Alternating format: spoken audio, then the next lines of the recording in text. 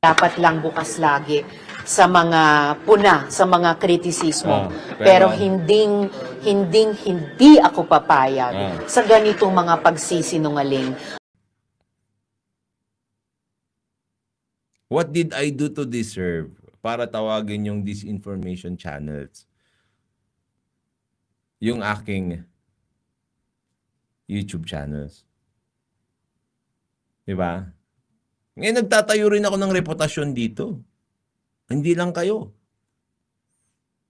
Pinapangalagaan ko rin yung reputasyon ko dito sa social media. Yung aming community dito. Tagal na yan. Matibay. Tapos tatawagin nyo kaming disinformation channels?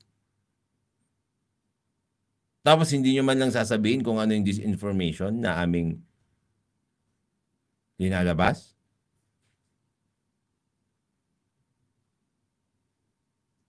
My goodness. So you can brand people, channels, communities na channels of disinformation.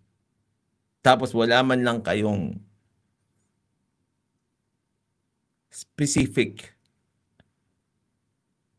na pagpupuntirya kung ano yung disinformation.